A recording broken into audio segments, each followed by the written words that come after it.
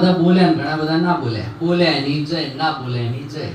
રસિયાનો મારું નામ છે પટેલ દીપક અને ધાનેરાથી 20 કિલોમીટર એક નાનકડું ગામ છે. રાજોડા ગામનો વતની છું અને આ ધંધાની આવ્યો એના પહેલા શું કરતો હતો એ થોડું જાણવું જરૂરી છે. યસિયાનો મારા ફાધર ખેતીવાડી કરતા હતા, પશુપાલન કરતા હતા અને મારું એજ્યુકેશન છે 12 ચોપડી જ ભણેલો છું, વધારે નહીં ભણેલો.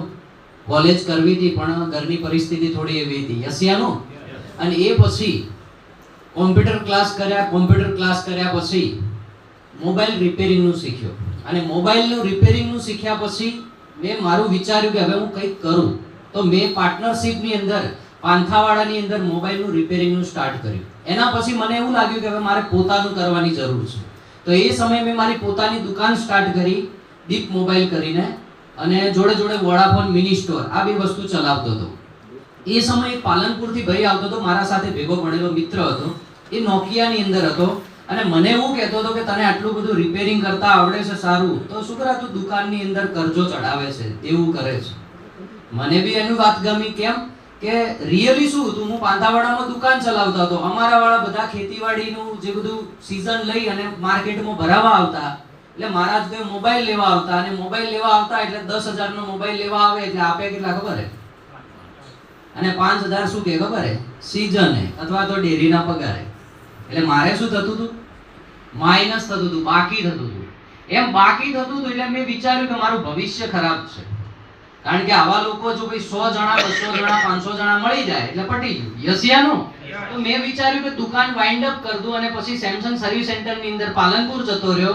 પાલનપુર 5 વર્ષ નોકરી કરી. નોકરીની સાથે સાથે પગાર ઓછો હતો, પગાર ધીરે ધીરે વધતો હતો. પગાર ઓછો હતો એટલે મેં વિચાર્યું કે ભાઈ પાલનપુર જેવી સિટીમાં રહેવું હોય તો આ જે આવક આવે છે, પગાર આવે છે, એમાં પરવડશે નહીં. એટલે મેં વિચાર્યું કે સાઈડમાં LIC અને કોટક લાઈફ ઇન્સ્યોરન્સનો એજન્ટ બની જાઉં. એટલે રવિવારનો દિવસ મળે એમાં હું પોલિસી લઈશ. તો એ વસ્તુ હું સ્ટાર્ટ હતું, ચાલુ હતું નોકરીની સાથે સાથે.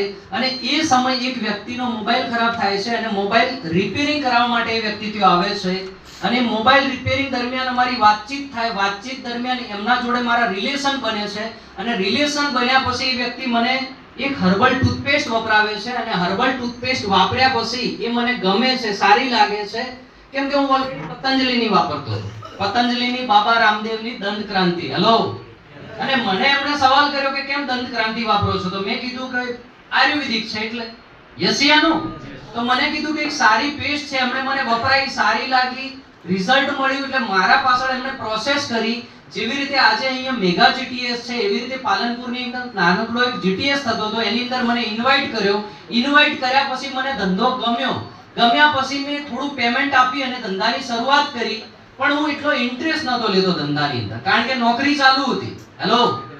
પછી પ્રોગ્રામ થાય છે દિલ્હીની અંદર અને પ્રોગ્રામની અંદર હું હાજરી આપું છું અને હાજરી આપ્યા પછી જ્યારે કંપનીના માલિકની સ્પીચ સાંભળું છું, એમનું વિઝન, મિશન ને એ સમય ફોરેનની ટૂર લોન્ચ થાય છે અને હું મગજમાં ફિટ કરું કે આપણે બધા લોકો પૈસા ખર્ચીને બહારની દુનિયામાં ફરવા જાય છે, આપણે મફત જવું છે કંપની તરફથી.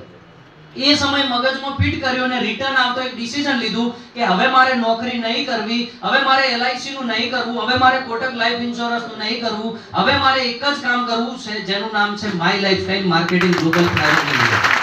અને સાહેબને રિટર્ન આવતા કઈ ડિસિઝન લઈ લીધું અને શરૂઆત કરી. ત્યારે સાહેબ મારા જોડે કશું નતું, સાયકલ બી નથી. એક નાનકડા બાઇક થી શરૂઆત કરી હતી, પ્લેટિના બાઇક થી.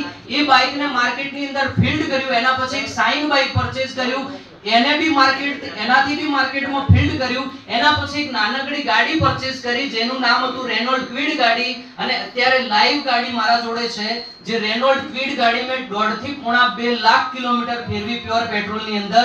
અને એના પછી આજે મારા નીચે પડી છે ગાડી ટાટાની અલ્ટ્રોજ કાર જેની કિંમત છે 9.5 લાખ રૂપિયા.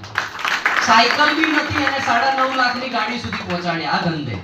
યસિયાનું એના સિવાય વાતચીત કરું, શરૂઆત કરી ત્યારે 2 લોકોથી શરૂઆત કરી હતી. આજે બ્રાન્ચ 1 બ્રાન્ચ 2 ની અંદર હજારો લોકોની ટીમ છે અને હજારો લોકોની ટીમના કારણે આજે લાખો રૂપિયાનું ટર્નઓવર થાય છે અને લાખોનું ટર્નઓવર થવાના કારણે આજે મારા ઘરે ઇન્કમ આવે છે જેની વાતચીત કરું તો હર મહિનાની ઇન્કમ 1.5 લાખ પ્લસ છે. હેલો. એક 12 ચોપડી ભણેલાને 1.5 લાખ કોણ આલે ભાઈ? એના સિવાય વાતચીત કરું તો ઘણી વખત ફોરેન જવા મળ્યું, ઘણી વખત અલગ અલગ જગ્યાએ જવા મળ્યું, ઇન્ડિયન ટૂર કરવા મળી, ફોરેન એ વખત જવા મળ્યું સાહેબ. આ બધા સપના પૂરા થયા. તો જેટલા બી નવા લોકો આવ્યા છે એમને હું એક જ વસ્તુ કહીશ, જો અમારા જેવા એક સામાન્ય વ્યક્તિના જો આ બધા સપના પૂરા થઈ શકતા હોય તો તમારા બધાના બી થઈ શકે છે. યસ યા નો? તો જેના બી સાથે આયા છો એના સાથે એક સ્ટ્રોંગ ડિસિઝન લઈ આયુર્વેદિક પ્રોડક્ટ યા ઇન્ડિયા ગ્રો જે ખેતીવાડીની પ્રોડક્ટ લઈ અને ધંધાની શરૂઆત કરો. પ્રોડક્ટ એક માધ્યમ છે અને પ્રોડક્ટ પાછળ એક ધંધો છુપાયેલો છે, જેવી રીતે મારે હર્બલ પાછળ એક ધંધો છુપાયેલો હતો. યસ યા નો? તો આવો આ ધંધાની અંદર અને તમારા પરિવારના સપના પૂરા કરો. એટલે કે વિશ ઓલ ધ બેસ્ટ. જય લાઈફસ્ટાઈલ, જય જય લાઈફ.